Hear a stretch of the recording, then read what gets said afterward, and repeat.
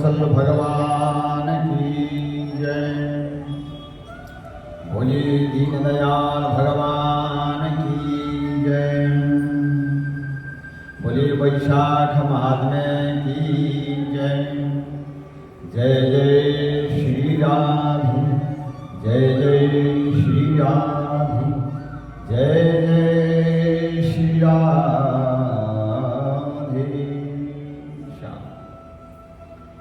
हम लोग श्रवण कर रहे हैं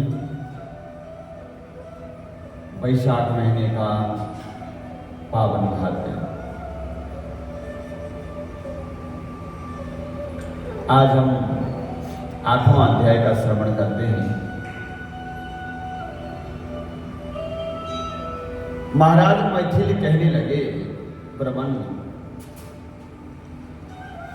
ये जलदान न करने से इक्ष्वाकु वंशधर राजा का 3 जन्म तक चातक होना पड़ा, क्योंकि जलदान करने से जन्म जन्मांतर की जो पाप हैं वो नष्ट हो जाती है। जलदान वैशाख के महीने में सबसे विशेष बताई गई है।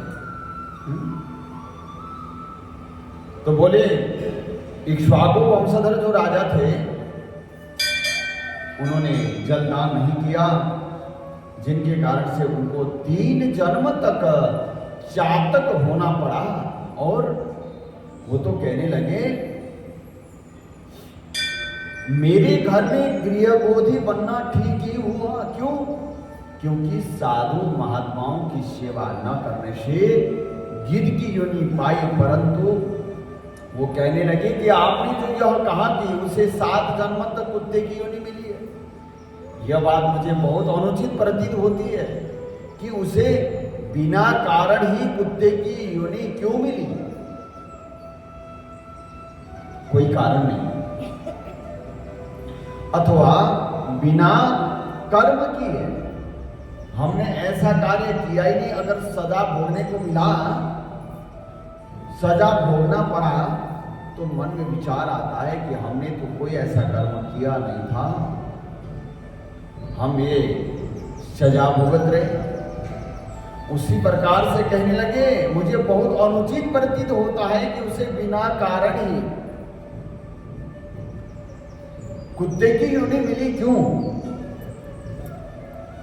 यह बात मुझे बहुत अनुचित प्रतीत होता है, मुझे उचित नहीं लगता। उसे बिना कारण ही ऐसा क्यों? विप्रवर, मैं आपका प्यारा शिष्य हूं, आप मेरे इस संशय को दूर कीजिए। राजा के प्रश्न को सुनकर महायशस्वी श्रुतदेव ने कहा, धन्य हो आप राजन, ये पाप रहित जो तुमने पूछा है मैं उसका समाधान कहता हूं, सुनो। बोले समाधान यह है, क्योंकि संत जो होते हैं, महात्माएं जो होते हैं, साधु जो होते हैं, वो दुख और कष्ट को सुलझाने का कोशिश करते हैं।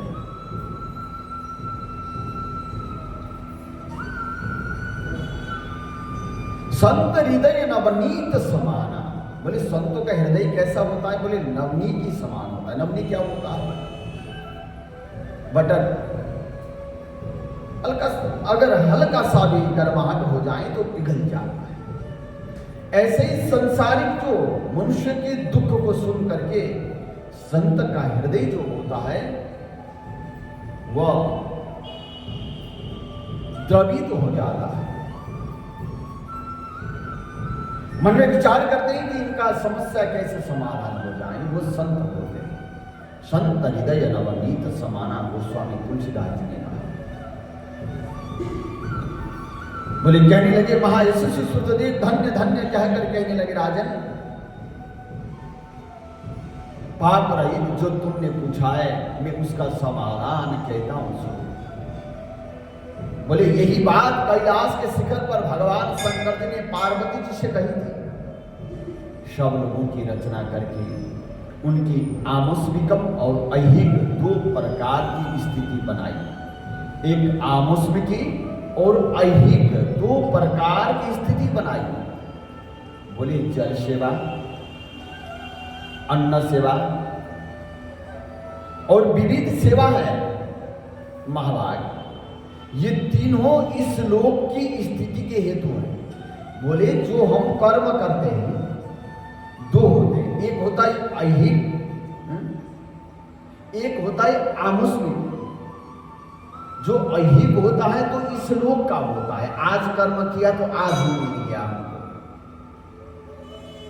और कल कर्म किया, जो कर्म किया कल ही मिल गया, तुरंत फलदायी इसी लोक में। एक होता है आमुष्मिक, ये परलोक में काम आ जाए। एक द्रव्य ये होता है कि इस लोक में काम आ जाए, एक द्रव्य होता है उस लोक में भी काम आ जाए। अच्छा, एक द्रव्य होता है इस लोक में मात्र काम आता है, उस लोक में काम नहीं आता। एक द्रव्य ऐसा होता है उस लोक में काम आता है, इस लोक में काम नहीं आता। जैसा आपने कहीं बाहर घूमने गए, वहां पर वहां की करेंसी चलती है, यहाँ की नहीं चलती है? और एक ऐसा करेंसी लो जो यहां भी चले और वहां भी चले। बोले गोविंद भगवान की जय। जिसको कहते हैं आमुष्मिक कर्म, पारलौकिक कर्म, जो कि परलोक में भी काम आ जाए और इस लोक में भी काम आ जाए। संत कहते हैं आमुष्मिकम और ऐहिक दो प्रकार की स्थिति बनाई भगवान शंकर ने। एक जल सेवा, अन्न सेवा, औषधि सेवा, महाभाग, ये तीनों ऐहिक इस लोक की स्थिति के कारण है। और दूसरी बात बताते हैं उस लोक में काम आने वाली कर्म, एक है साधु सेवा, विष्णु सेवा और धर्म सेवा, धर्मों का पालन करना। ये तीनों परलोक की स्थिति के कारण है। बोले ऐहिक हेतुओं का करना तत्काल धन संपत्ति देता है, जो ऐहिक कर्म है, जो इस लोक का कर्म है। आज किया तो धन की प्राप्ति हुई, आज कर्म किया रोगों से उन्मुक्ति मिली। बोले ये ऐहिक हेतुओं का करना तत्काल धन संपत्ति इत्यादि देता है। बोले ऐहिक हेतुओं का करना तत्काल धन संपत्ति देता है। अप्रिय बातें कहना ये भी दुख का कारण होता है। कभी भी अप्रिय वचन नहीं बोलना चाहिए। अगर किसी ने आपको डांट फटकार भी कर दिया तो अप्रिय न बोले। शब्द ब्रह्म है। शब्द जो है कहाँ कौन सा शब्द हमें प्रयोग करना है उस विवेक से प्रयोग करें, किसी के दिल को दर्द ना पहुंचाएं। बोले ये होता है अप्रिय वचन तो बोलना ही नहीं, कहना ही नहीं। बोले ये अप्रिय वचन बोलने की जो एक इतिहास आती है, एक दृष्टांत आती है, जो ऐसा पापनाशक और अद्भुत है जिसके सुनने से और हम प्रसन्न हो जाते हैं। वो एक दृष्टांत कथा है, उस कथा को बताते हैं। या दीक्षा में उपगत दक्ष प्रजापति एक समय भगवान शंकर जी को बुलाने के लिए कैलाश पर चले गए। ये कथा सबको आता है, परंतु ये कथा कहता क्या है, ये क्या शिक्षा देता है, हमें क्या बताता है, हमें क्या संदेश देता है। बोले कथा तो सब सुनते हैं, सुनने के बाद अपनी अपनी विवेक के अनुसार समझ जाते हैं। कोई कैसा समझता है, कोई कैसा समझता है। वो अर्थ अपने मन में जो है ना अपने आप निकालते हैं जो भावना आती है। जो कथा हम सुनने के बाद क्या होता है कि हम मनन करते हैं, तो मनन करने का सबकी बुद्धि अलग अलग है। बोले दक्ष प्रजापति भगवान शंकर जी को आमंत्रण करने के लिए कैलाश पर्वत पर गए और उन्हें देखकर भी भगवान शंकर जी खड़े नहीं हुए। अब यहां एक संध्या आता है, जो भी घर में आता है वो मेहमान, अतिथि। वैदिक सनातन पद्धति में क्या लिखा है, बोले अतिथि देवो भव, अतिथियों की पूजा करनी चाहिए। दूसरी बात, अरावप्योचितम कार्यम मातिथ्यम प्रियमागतम् छेत्तो पार्श्वगतां छायां नोपसंहरते द्रुम। बोले घर में जो भी आए, अगर शत्रु भी घर में आता है तो उनका उचित सम्मान करना चाहिए। जैसे छेत्तो पार्श्वगतां छायां नोपसंहरते द्रुम, पेड़ काटने वाला अगर कुल्हाड़ी लेकर के पेड़ के पास आता है, फिर भी पेड़ अपनी छाया को समेटता नहीं है, उसको भी छाया देता है। ऐसे ही गृहस्थियों को घर में जो भी अतिथि आए उनका उचित सम्मान करना चाहिए। अतिथि देवो भव। बोले परंतु आज दक्ष प्रजापति भगवान शंकर जी के पास पहुंचे निमंत्रण देने के लिए। हाँ, तो भगवान शंकर जी ने उनका खड़े होकर स्वागत नहीं किया। क्यों? क्योंकि भगवान शंकर जी मन में विचार करने लगे, मैं संपूर्ण देवताओं का गुरु। भोलेनाथ जी ने विचार किया, स्वामी जो है सेवक के आने पर और पति स्त्री के आने पर, और घर में पतिदेव जी बैठे, पत्नी देवी बाहर से आई है, क्या पतिदेव जी खड़े होकर उनका सम्मान करते हैं? करते हैं? नहीं करते। तो ऐसे ही अगर स्वामी आए, सेवक का खड़े होकर सम्मान करना उचित है। परंतु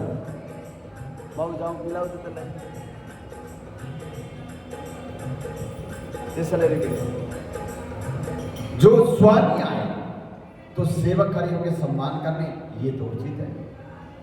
परंतु जो और सेवक आए और स्वामी उनका सम्मान करें, ये उचित नहीं होता। तो आज भगवान शंकर जी के पास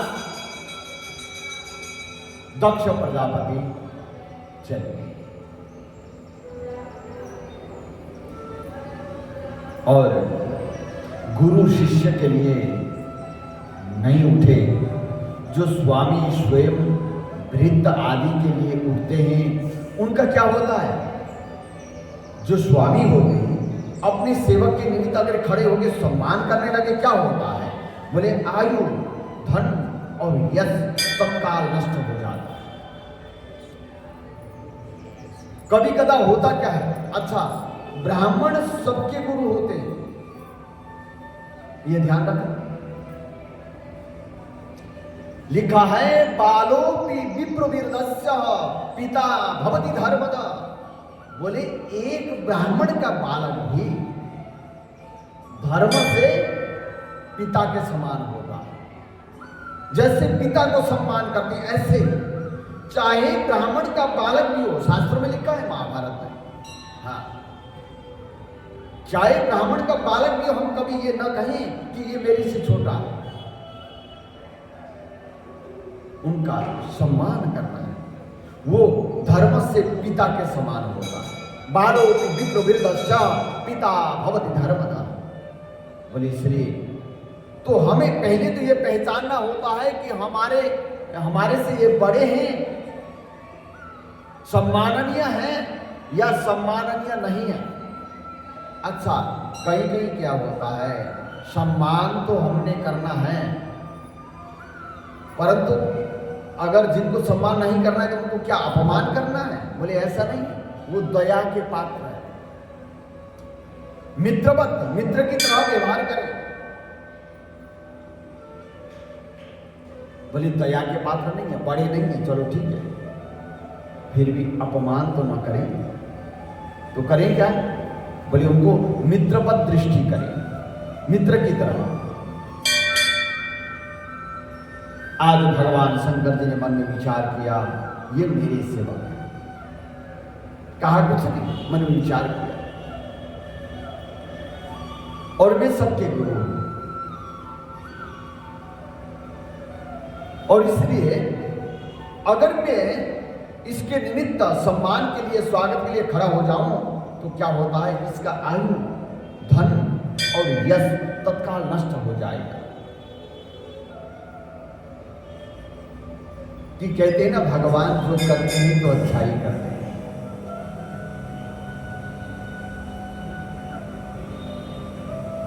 परमात्मा जो करते हैं वो जीव के निमित्त बढ़िया करते हैं। पैर लगा दिया, इतनी भी हम लांग नहीं सकते, है ना? हाँ, इसके ऊपर पैर रखना ही रखना है। वहां से गए तो उसके ऊपर पैर रख करके ही गए। इतनी तिनका सा है, हम इतना भी अपने को ध्यान नहीं रख सकते, है ना? अपनी अपनी विवेक की बात है, कोई बात नहीं, हम सहन कर लेंगे। बोले हुआ क्या है, भगवान शंकर जी ने ऐसा विचार किया। विचार करके वह सम्मान के लिए खड़े नहीं हुए। उन्होंने कहा, यह मेरा प्यारे ससुर जी हैं। ध्यान से सुने, ये मेरे प्यारे ससुर जी। ऐसा विचार करके दक्ष प्रजापति की भलाई को सोच करके भगवान भोलेनाथ जी आसन से नहीं उठे। तब महादेव जी के द्वारा उठकर आदर न किए जाने के कारण दक्ष प्रजापति को बड़ा क्रोध आया और अनेक प्रकार से महादेव जी के आगे ही उसने निंदा करना शुरू कर दिया। कहा कि ऐसा अहंकारी जिसका धन केवल एक बूढ़ा बैल है, धन है नहीं, कपाल की हड्डी धारण करते, शमशान में तो घर है? सर्पों के आभूषण धारण कर रखे, सैन्य में रात दिन भूत प्रेत पिशाच ऐसे ऐसे दुर्जन रहते। दुरात्मा नारद के बताने से मैंने अपनी कन्या सती का विवाह इसके संग कर दिया। यह भी अलग धर्म वाली हो गई, यह भी अलग धर्म वाली हो गई। मैं इसे कभी नहीं सहन कर सकता। मेरी बेटी से भी मुझे कुछ प्रयोजन नहीं है। ऐसे विमूढ़ात्मा दक्ष ने सती और भगवान शंकर जी को निमंत्रण नहीं दिया। निमंत्रण देने के लिए गए थे, पर वो देख करके निमंत्रण दिया ही और अनेकों प्रकार के कुभाग्य कहकर चला गया। उसके बाद यज्ञ स्थान में जाकर ऋत्विक और मुनियों को संग लेकर के विधि पूर्वक यज्ञ करने लगा और भगवान शंकर जी की निंदा करता रहा। ब्रह्मा और विष्णु भगवान जी को छोड़कर सिद्ध, चारण, गंधर्व, यक्ष, राक्षस और किन्नर आदि सब देवता यज्ञ में आए, परंतु भगवान भोलेनाथ जी नहीं आए। तब सती की इच्छा अपने कुटुंबियों से मिलने तथा उत्सव देखने की हुई। माताएं बहनें इनको माई का बहुत प्यारा लगता है। मन में ये भावना रहती है, बेटी की एक ही चिंता रहती है हमेशा, मेरे पियर का दरवाजा कभी बंद ना हो। ये भाव रहता है हमेशा। एक ही आशीर्वाद भगवान से मांगती हैं बेटियां। वो कहती है, मेरे पिता के, मेरे पियर का दरवाजा कभी बंद ना हो। आज सती को ये मन में विचार आया, मेरे पिता के यहाँ बड़े बड़े यज्ञ हो रहे हैं और सब कुटुंबियां, सगे संबंधियां सब वहां आए। जाने की बड़ी इच्छा हुई और स्त्रियां स्वभाव से ही चंचल होती हैं और जाके क्या भोलेनाथ जी समझ गए कि इनका मन वहां है। फिर भी भगवान भोलेनाथ जी ने मना किया, मत जाओ, जहां अपमान होता है वह जाना नहीं चाहिए।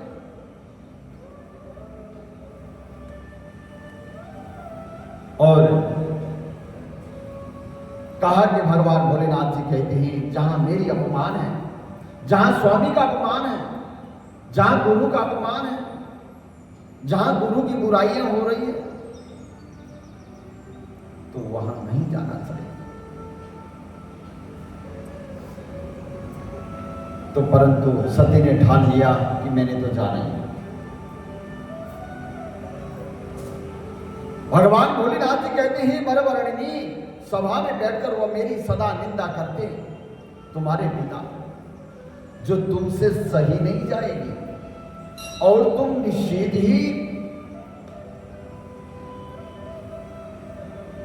शरीर त्याग दोगे, इसलिए तुम अपने पिता के घर मत जाओ। वहां जाने से तुम्हारा कल्याण नहीं होगा।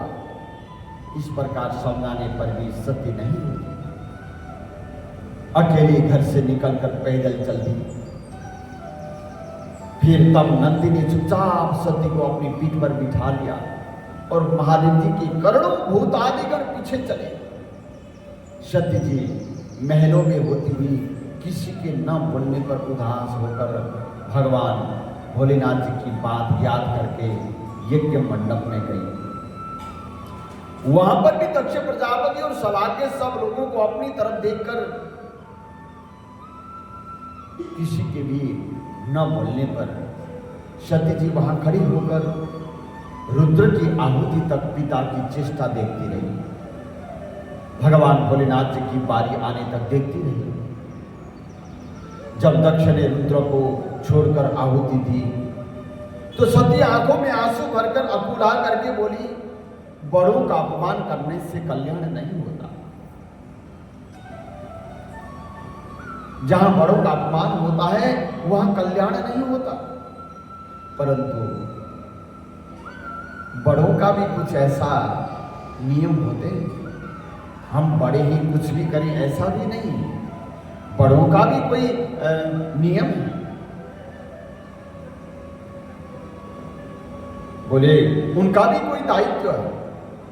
बड़े ने क्या करना है, बड़े होने के बाद क्या करना होता है। और सत्य ने कहा बड़ों का अपमान करने से कल्याण नहीं होता। तुमने रुद्र की आहुति नहीं दी। ये जितने भी ऋषि मुनि महात्मा इकट्ठे हैं, इन्होंने भी तुम्हारी दुष्ट बुद्धि दूर नहीं की। विधाता इनके भी बिनों को ज्ञान होता है। कहते हैं संग का फल जो होता है वो रंग लाती है। जैसे संगत में रहते हो और उसी प्रकार का रंगत होता है, उसी प्रकार का स्वभाव बन जाता है। परंतु सती ने आज कहा इतने ऋषि मुनियों के बीच में रहते हुए भी तुम्हारी दुष्ट बुद्धि अभी गई नहीं।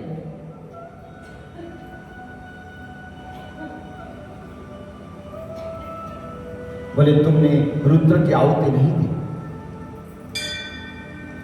विधाता इनके भी विमुख ज्ञान होते और विधाता आपके विमुख हो गए।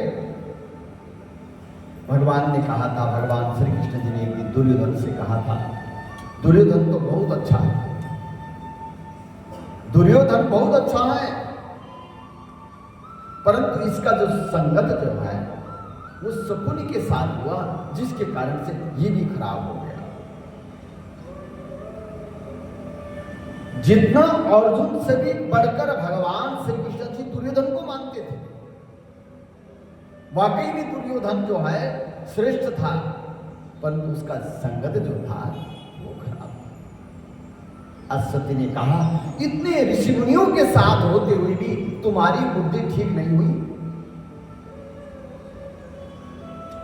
बोले बुद्धि ठीक होने के लिए संगत तो चाहिए ही, परंतु मन में भावनाएं भी शुद्ध होना चाहिए।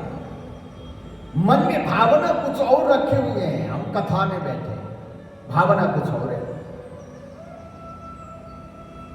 सत्संग में बैठे, भावना कुछ और है, तो हमारा कल्याण नहीं होगा। जैसे दुर्योधन का हुआ।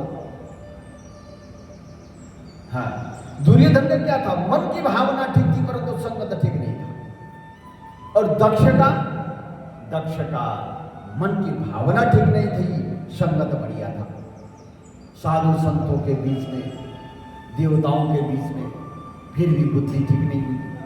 आज सती ने कहा, तुम्हारे इतने संत सज्जन ऋषि मुनियों के साथ रहते हुए भी तुम्हारी बुद्धि ठीक नहीं है। सती की ऐसी बातें कहने पर पूषा देवता मुख फाड़ कर हंसने लगा। शुक्राचार्य जी दाढ़ी और मूंछ फड़काने लगे। बहुत से भुजा पाव और कक्षाओं को फड़फड़ाने लगे।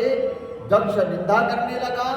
उनकी बातों और पति निंदा सुनने का प्रायश्चित करने के लिए क्रोध से लाल होकर शरीर त्याग करने का विचार करके सबके देखते देखते सती और होम की अग्नि में गिर पड़ी। बोलो शंकर भगवान की जय, वैशाख महात्म्य की जय।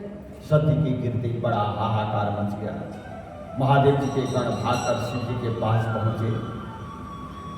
शव कथा कह सुनाई। शिव जी ने यह सुनते ही उठकर कालांतक के समान क्रोध से एक जटा उखाड़ी पृथ्वी पर मारी, जिससे बड़ा बलवान महाकाय वीरभद्र उत्पन्न हुआ। उसका 1000 भुजाएं थी और रूप यमराज के समान था। वह महादेव जी के सम्मुख हाथ जोड़कर कहने लगा, क्या आज्ञा है प्रभु। यह सुनकर रुद्र भगवान क्रोध करके अपने सन्मुख खड़े हुए वीरभद्र से बोले कि तुम बड़े बड़े बलवान भूतगणों को अपने साथ लेकर मेरे निंदक दक्ष का नाश कर दो, जिसके कारण मेरी प्रिया सती को शरीर त्यागना पड़ा। महादेव जी की आज्ञा पाकर वह सभी कहाँ गए। बोले यज्ञशाला में पहुंचे और देवता, असुर, मनुष्य आदि सब सुनकों को मार दिया। मूषा के दांत उखाड़ डाले तथा दुरात्मा भृगु की दाढ़ी मूंछ उखाड़ दी। जिसने जो अंग भड़काया था उसका वही अंग वीरभद्र ने उखाड़ कर फेंक दिया। दक्ष के सिर की रक्षा भृगु के मंत्र बल से करने के कारण बड़े उद्योग करने पर भी सिर नहीं कटा। तब रुद्र ने स्वयं आकर उस दुरात्मा का सिर काटकर अलग कर दिया और यज्ञ में जो आए थे उनका संहार करके गण सहित कैलाश को चले गए। बोलो शंकर भगवान की जय। मरने से जो बचे थे वो ब्रह्मा जी की शरण में चले गए।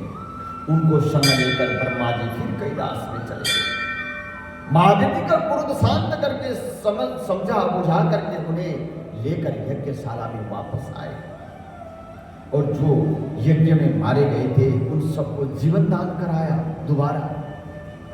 सदाशिव ने दक्ष के धड़ पर बकरे का सिर लगा दिया। उसी ने उनकी प्रसन्नता के लिए बम बम बम बम ऐसे किया करते हैं। बकरे की दाढ़ी भृगु जी के मुख पर लगा दी। पूषा के जहां तहां अंग लगाकर सबके सिर जोड़कर और सबका कल्याण कर दिया। दक्ष का यज्ञ पूरा कराकर देवता अपने अपने स्थान को लौट आए। भगवान शंकर जी नैष्ठिक ब्रह्मचर्य का व्रत का धारण करके गंगा तट पर पुण्यनाग वृक्ष के नीचे भगवान भोलेनाथ जी तपस्या करने लगे। दक्ष पुत्री सती ने हिमाचल के घर पर उसकी स्त्री मेनका के गर्भ से जन्म लिया, ये कथा आती है। और वहीं पर उनका पालन पोषण होने लगा।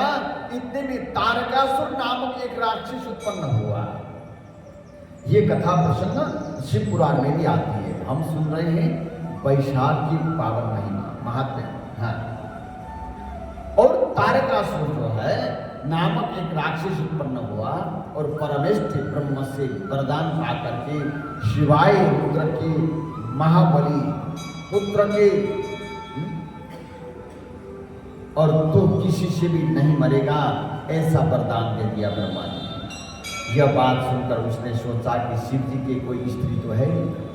बोले उसने वरदान क्या पाया। बोले शिव जी के पुत्र के अलावा, शिव जी के पुत्र के शिवाय और किसी से तुम्हारा मृत्यु नहीं होगा। बोले इतना सुनते ही भगवान भोलेनाथ जी तो नैष्ठिक ब्रह्मचर्य धारण करके तपस्या करने में लगी हुई है। इनके संतान नहीं होंगे तो मेरी मृत्यु कहां से होगी, मैं तो अमर रहूंगा। ऐसा विचार किया। जब अमर रहने की बात होती है, जिसका डर नहीं होता ना, तो वो भी खराब होने का डर रहता है, तो वो क्या करता है। और जिसका कोई धर्म का डर नहीं, कोई नियम का डर नहीं है, कोई आस्था का डर नहीं, घर में कोई बड़ों से डर नहीं, तो वो क्या करता है, मनमर्जी करता है। मनमर्जी में क्या करेगा, बोले अपने जीवन को ही हानि पहुंचाएगा। बोले वो धर्म का विचार नहीं करेगा, मुझे क्या करना है, कर्तव्य अकर्तव्य का विचार नहीं करेगा, मुझे क्या करना चाहिए क्या नहीं करना चाहिए। इसलिए हमें भी किसी के डर में बैठना उचित है। या तो धर्म का डर या बड़ों का डर, कम से कम कुछ भी ना हो तो भगवान से तो डरो। बोले जिनका डर नहीं होता वो कुमार्गगामी होंगे, गलत रास्ते पकड़ेंगे। बोले इसलिए डर होना जरूरी है। उसको डर नहीं हुआ, उसने कहा मेरी मृत्यु होगी, मैं तो अमर हूं। उसने क्या किया, देवताओं को दुख देने लगा। और देवताओं ने क्या किया कि दुख पाकर के ब्रह्मा जी के शरण में चले गए। ब्रह्मा जी ने देवताओं को समझाया कि रुद्र भगवान की पत्नी सती ने पहले अपने पिता के लिए अपने शरीर त्याग किया, अब हिमाचल के घर पर जन्म लिया है जिनका नाम है पार्वती। और रुद्र भगवान हिमाचल के शिखर पर घोर तपस्या कर रहे हैं। किसी तरह पार्वती का पाणी ग्रहण रुद्र भगवान से कराना चाहिए। ब्रह्मा की यह वचन सुनकर संपूर्ण देवता इंद्र आदि संपूर्ण को साथ लेकर अमरावतीपुरी में चले गए और बृहस्पति से सलाह लेकर अपने कार्य सिद्धि के लिए, और इंद्र ने नारद और कामदेव को बुलाया। उन दोनों को बुलाकर नारद जी को हिमाचल के पास और कह भेजा कि वो अपनी बेटी को, पहले दक्ष की कन्या थी, उसको शिव जी की पत्नी बनाने को नियुक्त करेंगे। नारद जी से जैसा कहा गया था वैसे ही करने चले गए। फिर कामदेव से कहा कि संपूर्ण देवता और महादेव जी के हित के लिए वसंत ऋतु को और संग लेकर रुद्र भगवान के तपोवन में चारों ओर मनोहर वसंत ऋतु का विस्तार करो। वहां पार्वती जी महादेव जी के पास पहुंच जाए, तब धनुष पर बाण चढ़ाकर ऐसा मारो कि महादेव जी के मोहित होने पर, उनका संगम होने पर संपूर्ण कार्य पूरे हो जाएं। कामदेव ने जो आज्ञा कहकर वसंत ऋतु अपनी स्त्री रति और अनुचर को संग लेकर और उस ओर शीघ्र ही जाकर अपनी शक्ति से असमय में वसंत ऋतु उत्पन्न कर दी, जिससे चारों ओर वन में शीतल मंद सुगंधित वायु चलने लगी। और उसके बाद दैवात उसी समय महादेव जी की पार्वती जी की सेवा से प्रसन्न होकर उन्हें गोदी में बिठाकर कुछ कहने लगे। तब कामदेव ने प्राण प्रिया के संगम का उचित समय जानकर महादेव जी के पीछे वृक्ष की ओर से एक बाण छोड़ दिया, जिससे महादेव जी ने मन चंचल होने से चित्त में व्याकुल होकर इधर उधर देखा तो कामदेव दिखाई पड़ा। क्रोध से अपने मस्तक से तीसरे नेत्र को खोलकर पार्वती को दूर करके ऐसी तृष्णा अग्नि प्रकट की कि सब संसार भयभीत हो गया और उस अग्नि से धनुष बाण सहित कामदेव भस्म हो गया। बोलो शंकर भगवान की जय। देवता अपने कार्य की सिद्धि समझकर तथा वसंत और रति भयभीत होकर भाग गए पार्वती जी डर के मारे आंख बंद करके टूट कर हट गई और भगवान भोलेनाथ जी भी वहां से अंतर्धान हो गए। हित की इच्छा करने वाले देवताओं को कुछ भी फल सिद्धि नहीं हुई। देवता जो है अपनी फल सिद्धि के लिए, अपनी स्वार्थ के लिए कुछ न कुछ करते रहते हैं, वो देवता है। और उस समय है जब श्रीमद् भागवत की कथा हुई थी, तो उस समय देवताओं ने क्या किया, उन्होंने एक अमृत का घड़ा लिया और आ गए सुखदेव स्वामी के पास। उन्होंने कहा देखो ऐसा है कि परीक्षित महाराज जो है ना, तो इनके लिए आप कथा सुना रहे हैं ना। बोले क्योंकि इनका 7 दिन में मृत्यु होना है। ये देखो एक जो ये है ना, इसमें कम से कम लांग के तो चले जाते हैं, आंख देख के, है ना। कल डांट पड़ेगी इनको भी, कोई बात नहीं। हाँ। और उसके बाद क्या हुआ, वहां पर उन्होंने एक अमृत का कलश लेकर आए और उसी समय उन्होंने कहा देखो परीक्षित का मृत्यु होना है ना 7 दिन में, वो तो ये अमृत बचा लेगा, अमृत इनको दे देना। ये कथा जो है ना स्वर्ग में करते हैं, यहाँ जरूरत नहीं है। उसी समय सुखदेव स्वामी ने कहा था कौसुदा कौ कथा लोके हो काच मणिर महान। बोले कहाँ का कांच और कहाँ का मणि और कहाँ का ये कथा अमृत, कहाँ का ये आपकी अमृत सुधा। बोले इससे हम तुलना नहीं कर सकते। बोले हम नहीं देंगे। देवता तो है ना, जब भी होता है कि अपने स्वार्थ के लिए कुछ न कुछ करतूत करते रहते हैं। और देवताओं को भी कुछ हाथ नहीं लगी, वहां से लौट आए। भगवान शंकर जी वहां पर अंतर्धान हो गए और उसके बाद पार्वती डर के मारे आंख बंद करके दूर हट गई। महादेव जी भी अंतर्धान हो गए। हित की इच्छा करने वाले देवताओं को कुछ भी फल की सिद्धि नहीं हुई, उल्टा अनर्थ हुआ। जो कोई साधुओं के संग दुष्टता करता है ना, उनका कहना ही क्या है। बोले इसी प्रकार साधुओं की सेवा न करने से इक्ष्वाकु के पुत्र ने दुख भोगा था, अनेक बुरी योनियों में जन्म लिया। जो रात इस पुण्य चरित्र रूपी पुराने इतिहास को जो सुनते हैं ना, वो भी जन्म मृत्यु और बुढ़ापा आदि से निसंदेह दूर हो जाते हैं। और तो इस प्रकार से भगवान शंकर जी ने कामदेव का भस्म किया था। और इन्हीं कथा प्रसंगों के साथ हम आज की कथा प्रसंग यहीं पर विश्राम करेंगे। कल पुनः हम आगे का पावन प्रसंग श्रवण